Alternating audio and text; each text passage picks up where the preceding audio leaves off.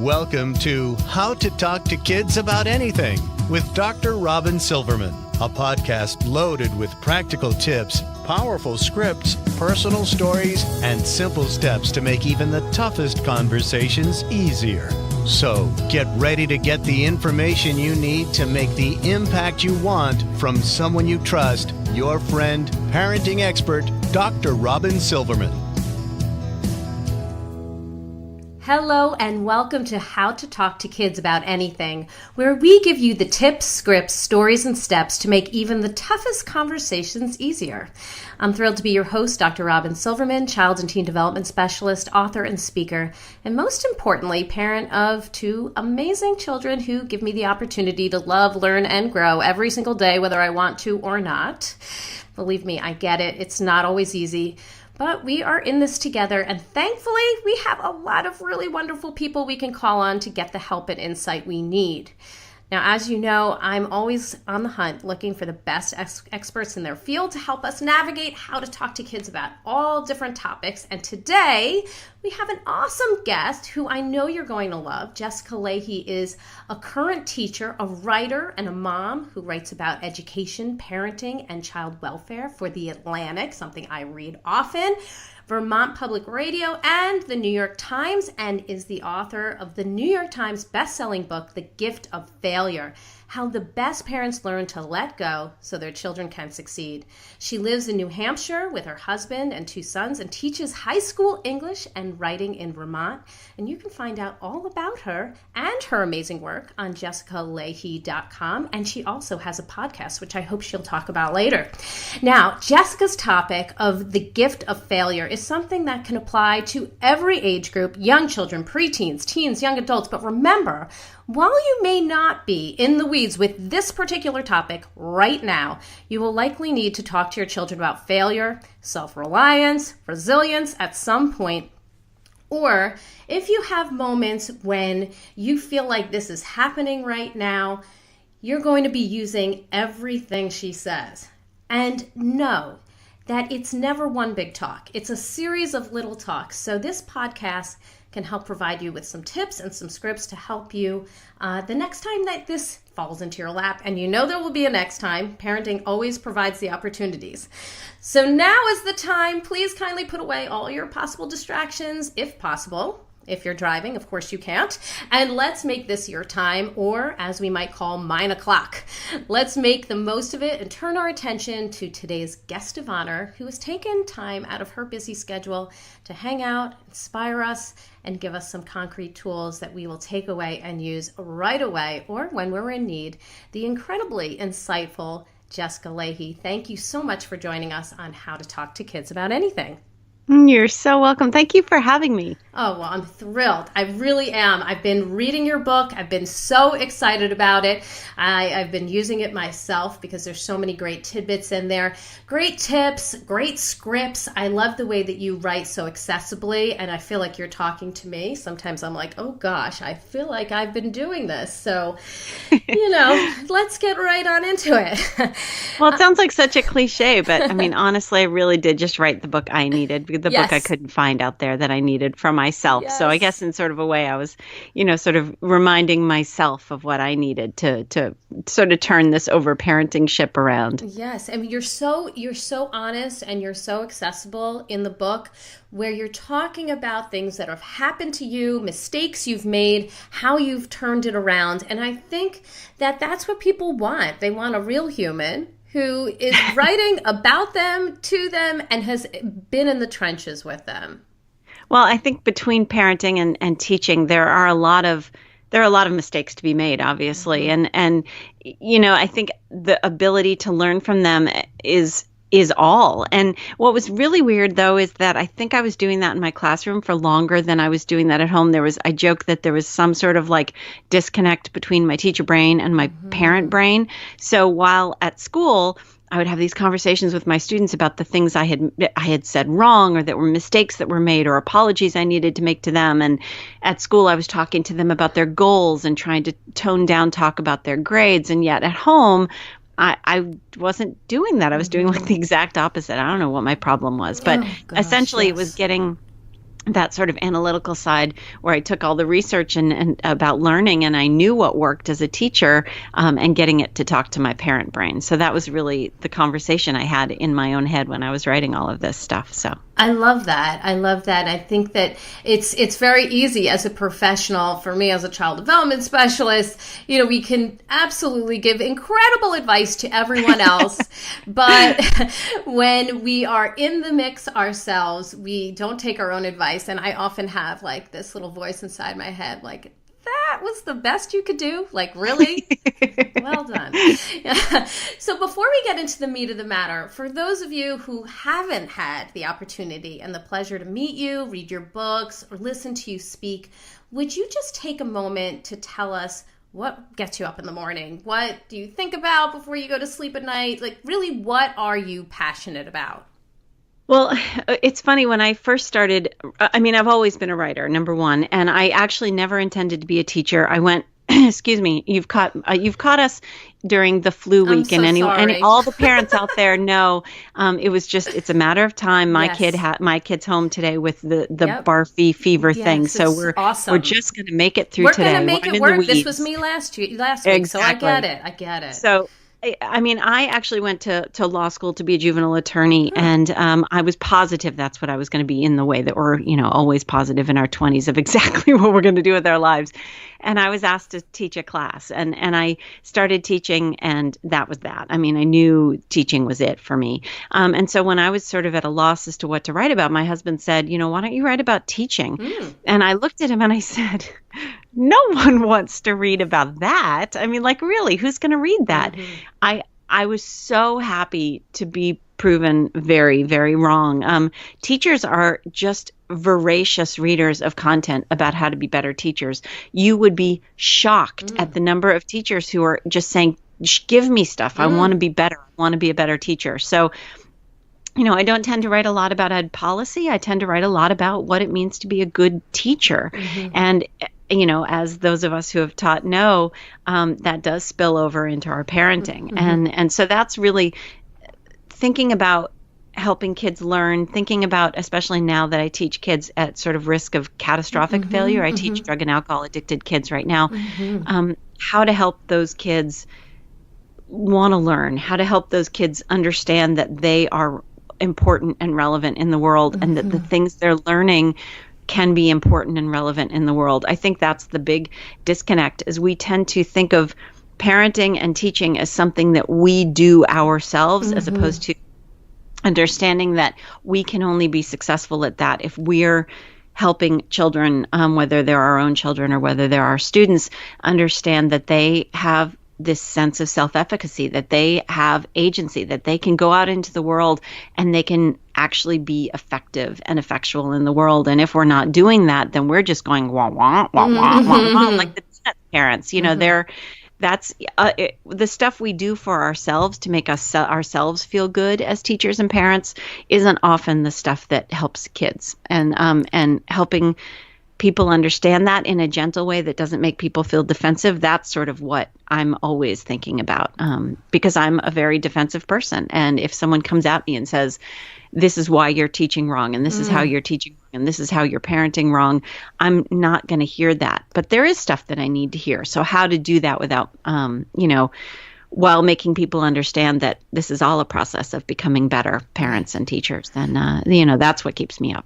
It sounds like you really highlight the strengths in your students, and at the same time can uncover their challenges and make them feel like they are able to conquer them, that they have what it takes to move forward in their lives without needing to rely on everyone else to do it for them. That lesson came out of a student. I think that I think I knew that in the abstract, but knowing that as something that actually is something that occurs to me on a daily basis came from a student. There was a student, we all have them, these students that when they walk in the classroom, we go, oh God, there's that kid again. That kid that drives me nuts. That kid that makes my life difficult. And I realized that I had so distanced myself from this kid, and he had so distanced himself from me, and we were so adversarial that the only way that was going to change is if I fixed it. And the only way that I could fix it was to be able to find something good in him. And believe me, that was a struggle for me. And I worked really, really hard. I practically followed this kid around, just waiting for him to do something that I could really show me something good.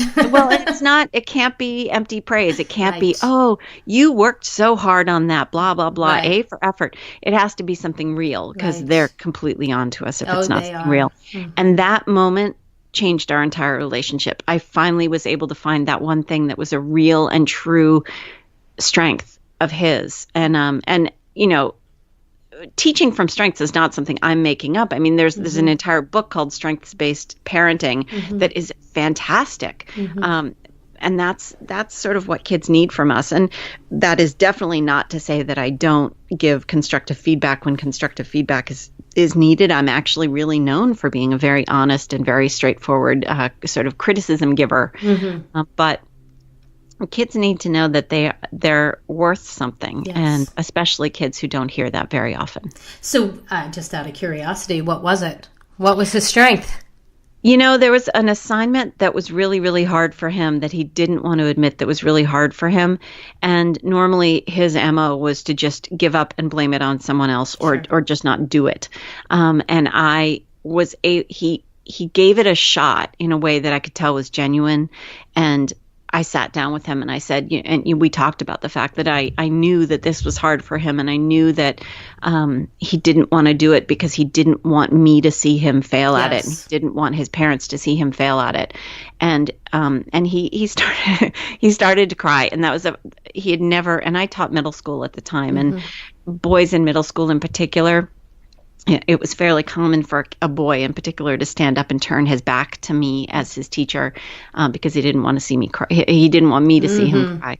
And he cried, and he thanked me in the way that he could at that time. But it was just noticing that he had given his all at a moment that was really hard for him. Beautiful. Beautiful. And I imagine that he'll remember that and take that with him. I hope so, because we've had, after that, there was plenty of other, negative stuff, but it was cushioned by that one little tiny bonding moment where we were able to establish something real. So even the subsequent bad stuff, there was still that good moment there to sort of underpin all of that and cushion some of that. I just want to underscore that, because it seems like parents then, when they're at odds with their child, if they can dig in and look for the strength in that moment or out of that moment, that can carry them with, carry with them, right. And that can help temper the frustration that we often feel when we're butting heads with our child.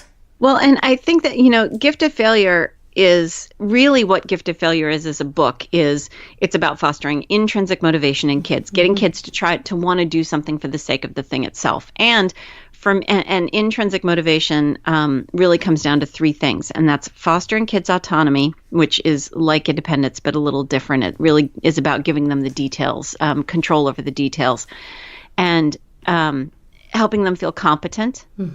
Which is a little bit about that sort of helping them feel strong and not confident, because that's pretty empty. But competent is sort of confidence based on experience.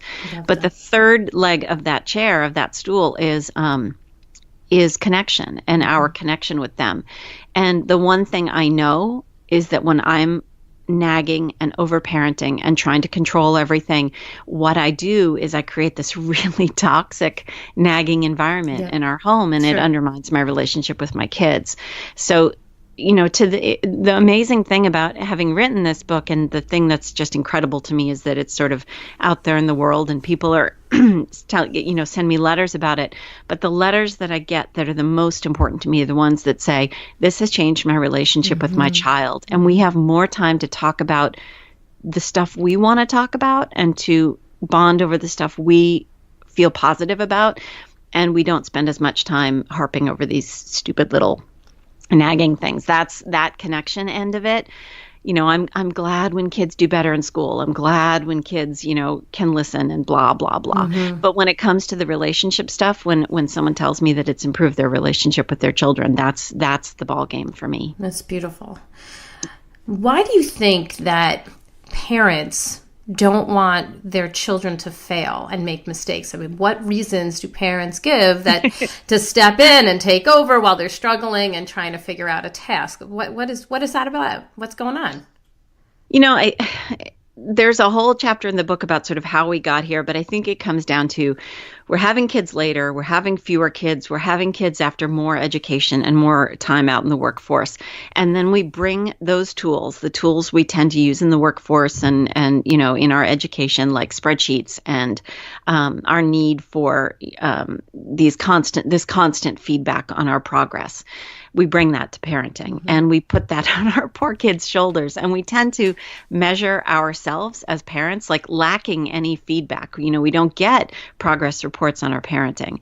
So lacking that, we tend to look at our kids and we tend to say, oh, okay, well, if my kid is getting all A's and my kid is on the traveling soccer league, then I must be doing great as a parent. And one of the things I talk a lot about is that not only is that unfair to kids, it's false. It's empty. It's not the fact that our kids aren't reflections of us. Our kids are their own people. And to put that on them is really unfair. But the other issue is that I think we tend to, in my speaking engagements, I talk about the fact that every single night before I go to bed, there's this box. I'm a huge checklist fan.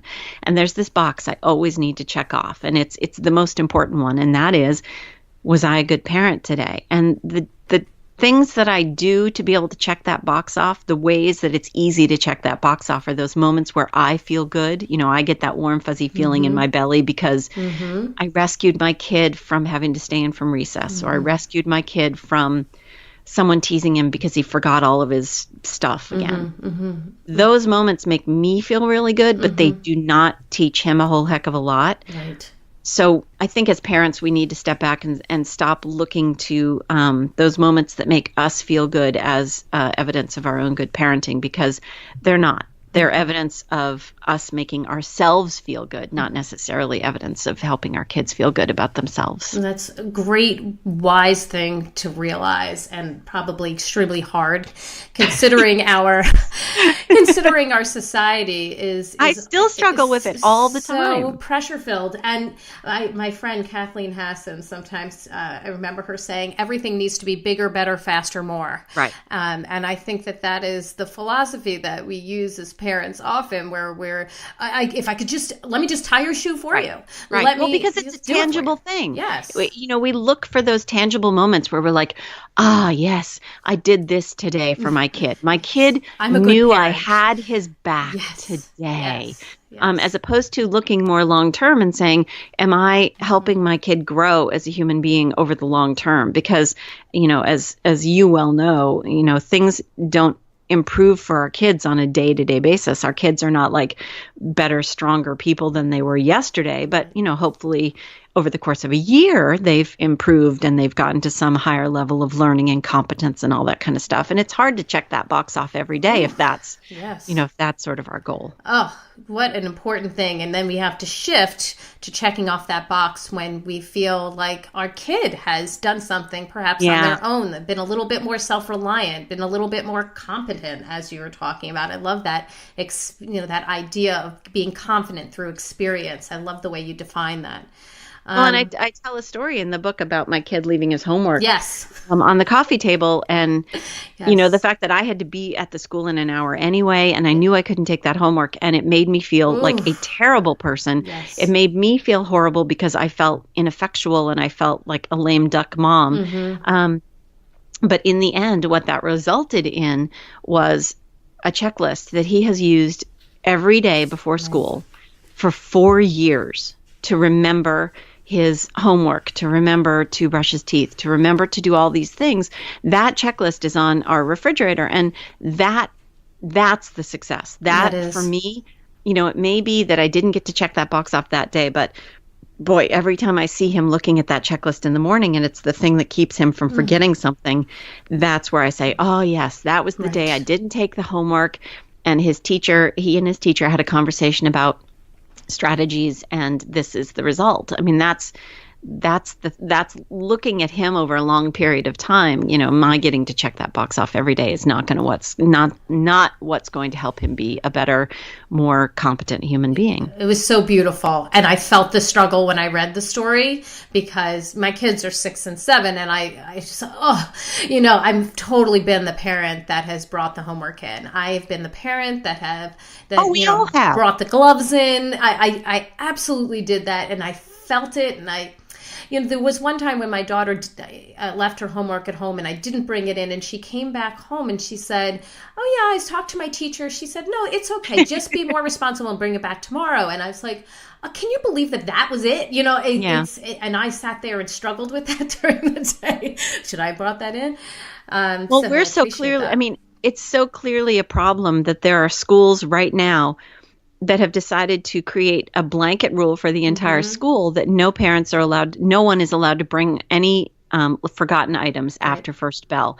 And the nice thing about that rule is because the school is clearly making a statement that part of our responsibility is not just teaching math and science, but to teach your kids how to come up with strategies to remember their stuff and to become more responsible human beings.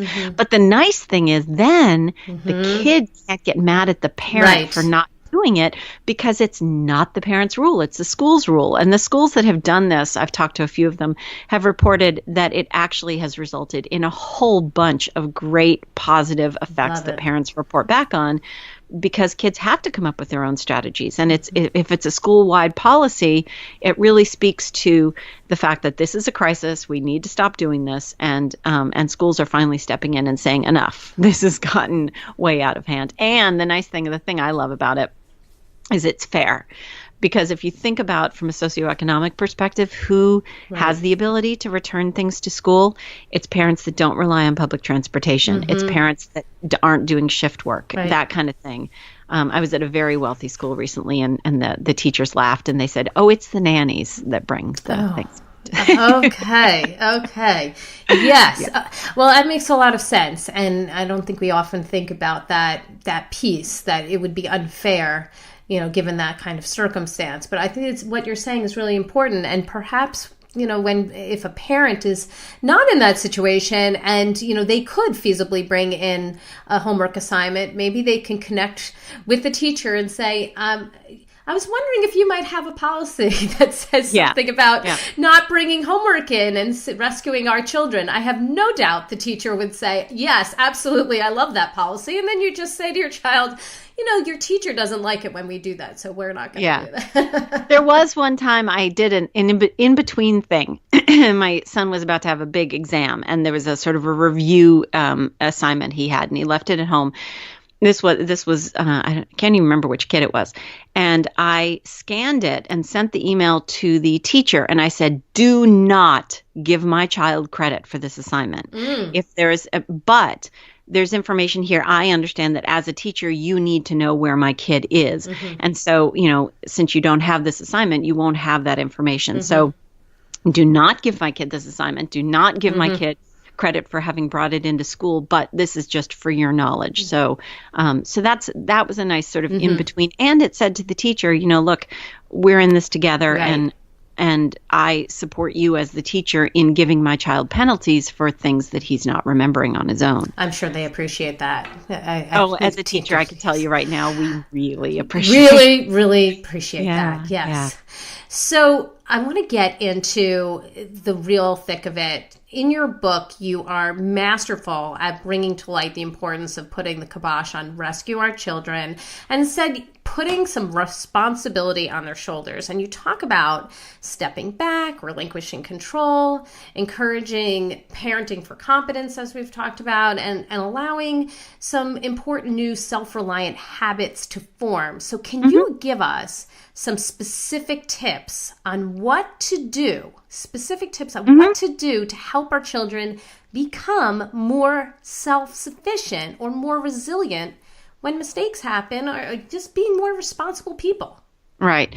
Well, there's sort of two questions in there. And, the fun thing about the book is that the heart of the book really is in middle school, because I feel like that's a period of time when kids are just screwing up all over the place. And teachers who love teaching middle school get that that's the majority of our job, is helping kids sort of, deal with that and come up with new strategies and stuff like that. So, if parents can let that cycle of learning happen naturally by not rescuing kids, middle school teachers love that. But the book really does start with like preschool all the way through to, high school. And when I was talking to kindergarten teachers, I said, what would you like me to convey to parents about what their kids can do that they don't think that their kids can do, stuff that they really have no idea their children can do. And the kindergarten teachers said, almost to a one, they were like, well, everything. There's so much stuff your kid can do that you don't think your kid can do.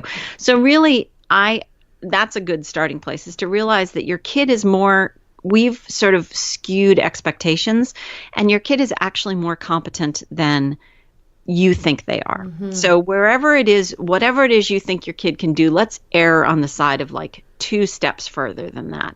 Because your kid is actually, the first time I asked my kid to unload the dishwasher, my expectation is that he would do the stuff he could reach. Right.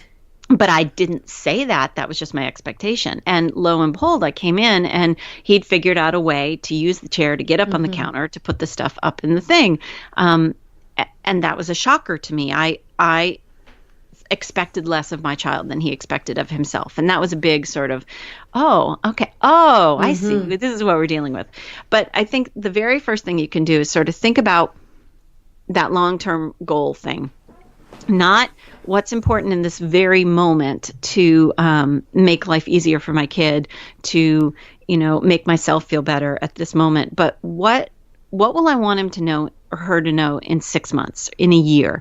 And if that is some sort of task at home, or if that is, remembering how to do something, then just talk about that. Say, I'm a huge fan of transparency with kids. I'm a huge fan of talking about what you're trying to do. And in the same sense, I have to say, overarching over sort of the umbrella over all of this is, oh my gosh, please model for your children positive, adaptive responses to mistakes and failures. Yes. We tend to not want our kids to see that we're not perfect, but I have a bit of information for parents. They know. Yes, they know. They really do know that we're horribly flawed human beings. So if we could do a little bit more, I always make the analogy of at the dinner table, if you could say something like, oh man, I hit reply all rather than reply on this email today, and I really upset some people, and I'm not sure how I'm going to handle that tomorrow, but I'm going to have to make amends tomorrow. So do you guys have any ideas for what I could do? Or talking about the mistakes that you make and talking about the ways you're going to strategize is one of the most important things we as parents do. We are our kids' first and best teachers. Yes. And if we're not talking about our mistakes and we're not talking about how we deal with them, and we're denying rather than accepting when we make a mistake, our kids hear that, and that's what they learn from us. So I think that is awesome. That's the biggest, most important thing. And it's what's so crazy is over and over again, when I talk to parents about this, or when parents ask me questions at speaking engagements, they'll say things like, I got this recently, my children, they're just not big readers. How do I get my kids to read for fun, to read for just, recreation? And I said, well, do you read for fun? No. Right. And she looked at me really blankly, and she had to admit that no, she doesn't read for fun. Right. So, modeling is number 1. Thinking long-term rather than short-term is number 2. Number 3, thinking about the fact that if we've done our jobs right, if we've been good parents, then our kids are going to evolve to a place where they don't need us to lead them by the nose anymore. And rather than sort of making ourselves feel good in the moment, what's going to make them feel like competent individuals over the long term, because the reward is so amazing when you see your kid do something that they didn't think that they could do, or that you didn't think they could do.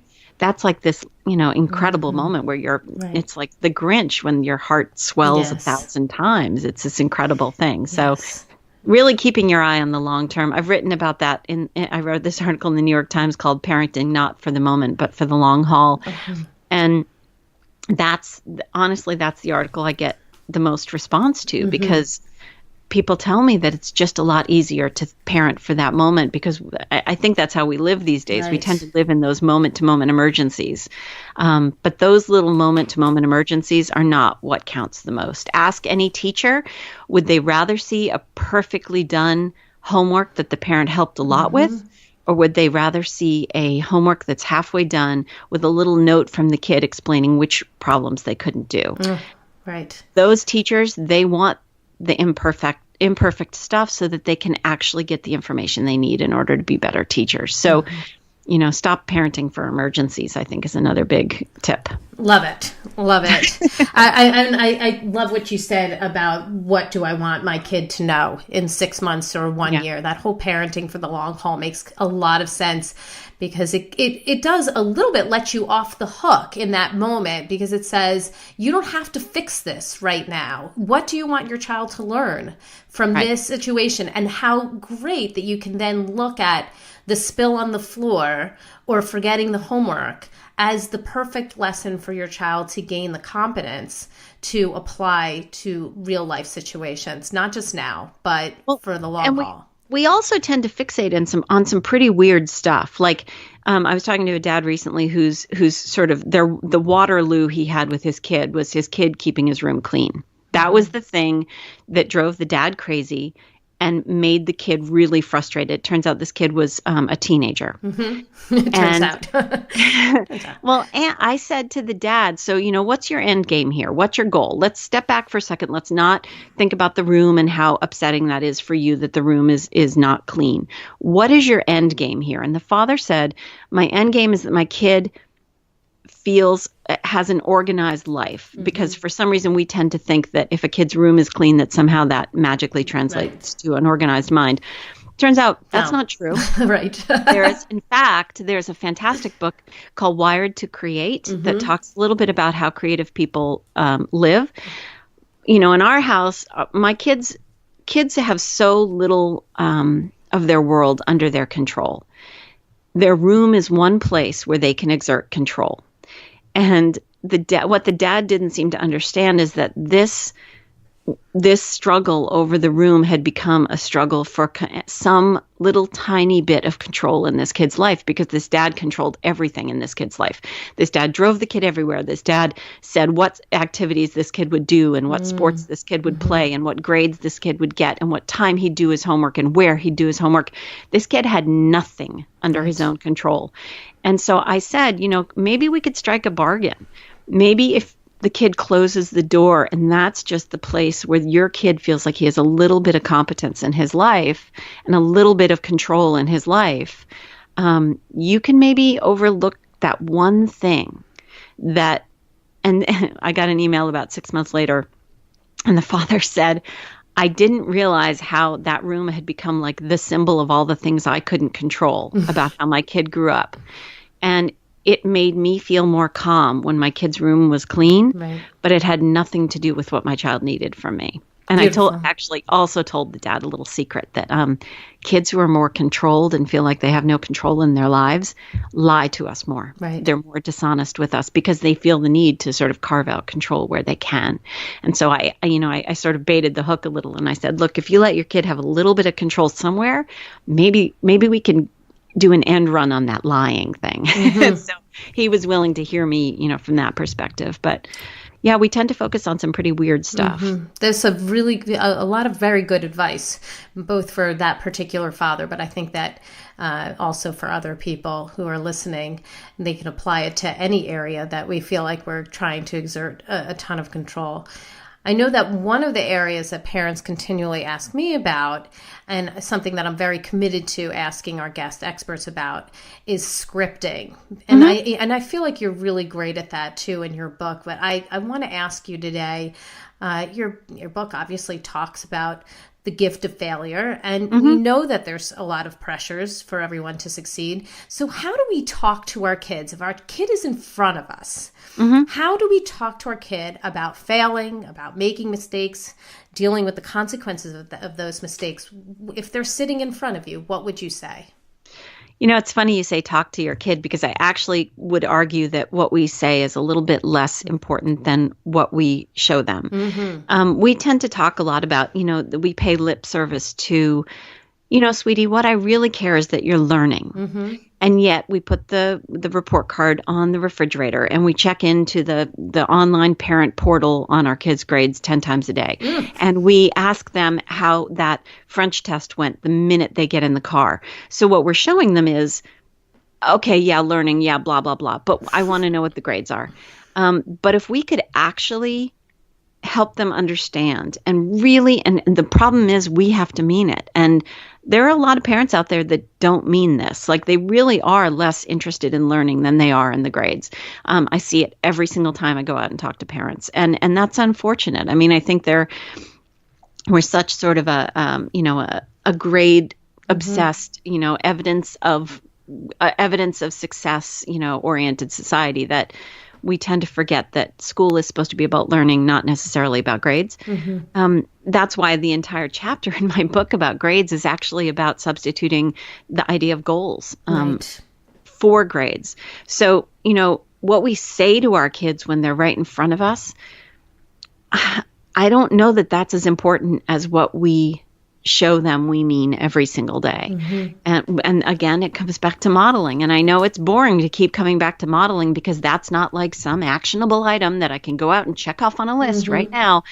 But it's an every single day, showing our kids what we value. And if we could get the report cards off of the refrigerator, if we could stop Facebook booking about our kids' grades, if we could stop asking them constantly about the product, if we could get more of our discussion around the process, if we could start, instead of getting all ecstatic over an A and freaking out over an F, and I make the joke when I'm out speaking that F for some parents means a B-. If we could stop freaking out about that and start talking to our kids about what they did to get that grade.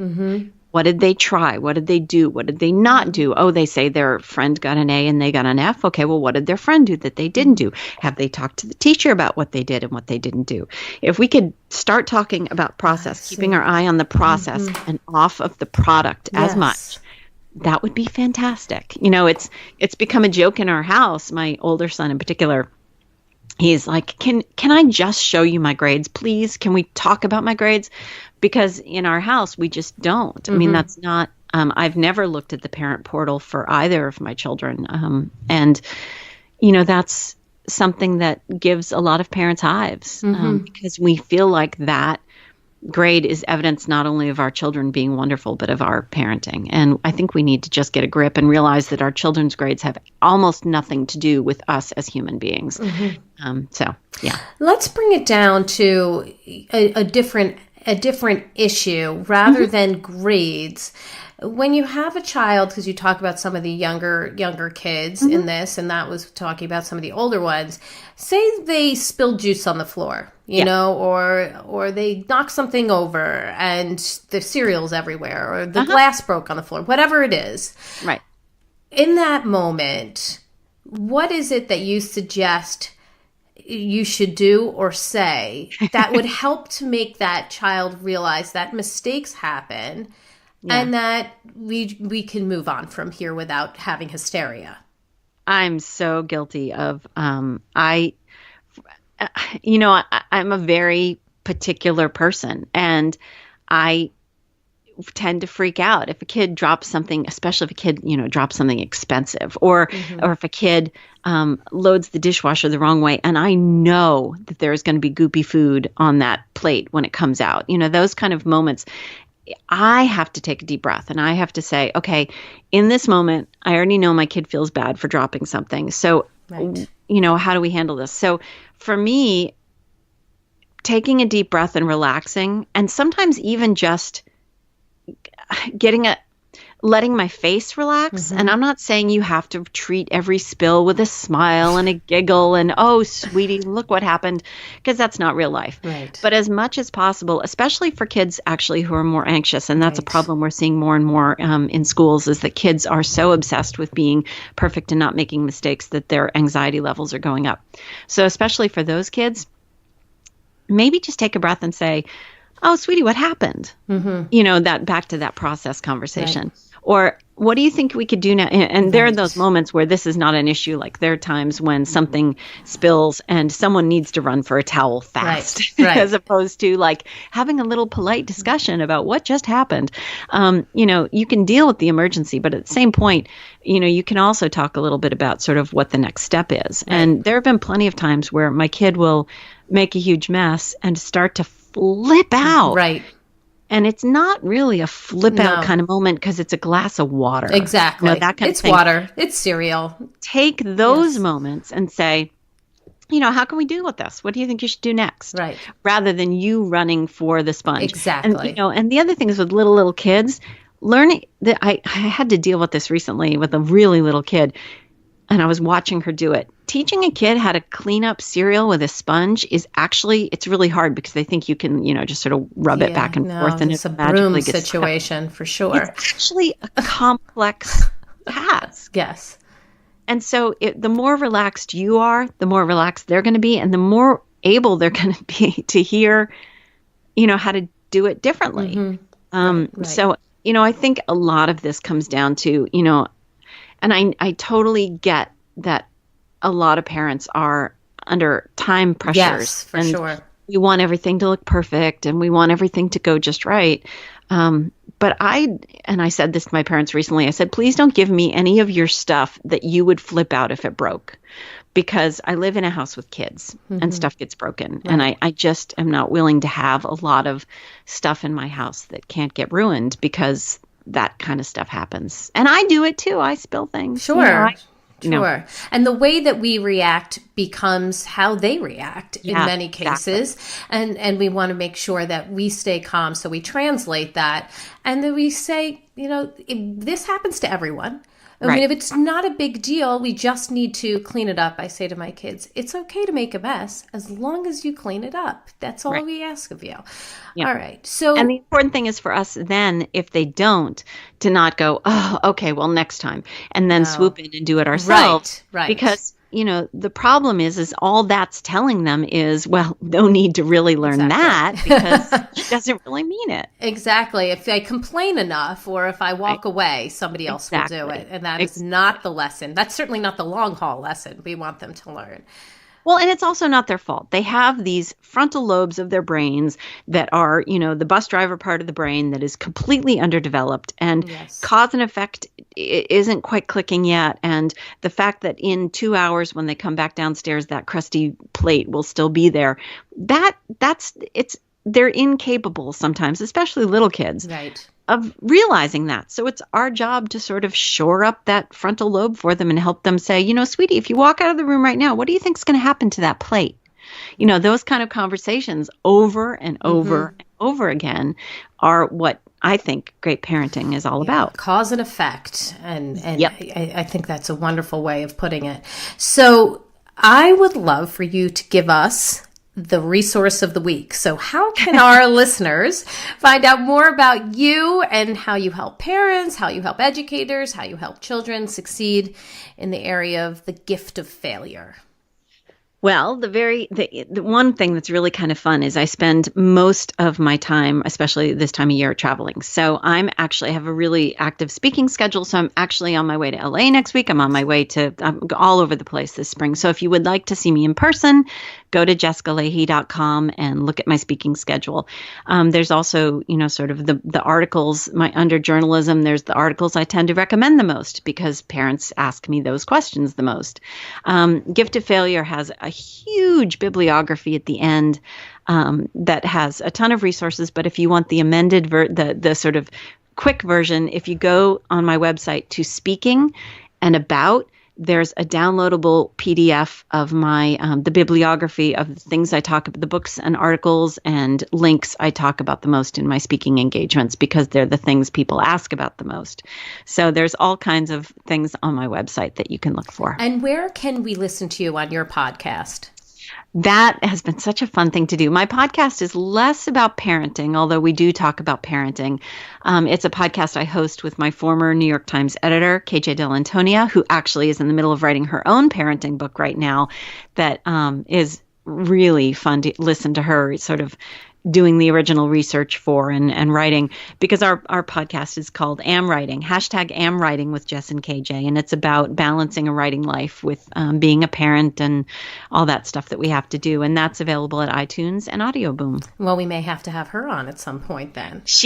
Her book is going to be great. It's really about not the kind of parents we say we want to be, the kind of parents we aspire to be, but the kind of parents, the way things actually get done. Absolutely. The things that we do and the way that we actually do it on a day-to-day basis, and what works and what doesn't. This sounds like a great person to meet, so she's going to be on my list. She's pretty fantastic. So Jessica, thank you so much for joining us for today. You gave us so many really awesome takeaways, some great scripting, some great tips. I really love what you said about parenting for the long haul. I think that's life-changing, just putting that in perspective. Thank you so much for coming. Oh, thank you so much for having me. Well, I've got my takeaways, and sweet friends, I know you have yours. Let's discuss them. Come up to Facebook and go to facebook.com/Dr. Robyn Silverman, or let's chat about it at drrobynsilverman.com or twitter.com/Dr. Robyn. Oh, and if you love this podcast like I did, and who wouldn't want to listen to Jessica Lahey all day long talking about this incredible topic, would you kindly go up to iTunes and rate and review it so others will have the opportunity to learn about these outstanding solutions, these scripts, these tips, all the ideas that Jessica brought to the table, and use them in their own homes. I truly appreciate it. That's all the time we have for today. Thank you so much for tuning in to How to Talk to Kids About Anything. For more information on books, articles, speaking engagements, or curriculum, please visit drrobynsilverman.com. I look forward to weathering the storms and enjoying the sunny side of life together. And please remember, even when nothing is going right, and we all have those days, you've got this. You're here, you're getting this incredible information, and on the days we fall short, never forget there's always tomorrow. Parenting is the ultimate do-over. Thank goodness for that. And as there are moments when we all doubt our know-how, our choices, and our sweet, sweet sanity, please know you're 10 times the parent you think you are. Until next time, this is Dr. Robyn Silverman with How to Talk to Kids About Anything. Please keep connecting through conversation. See you next week.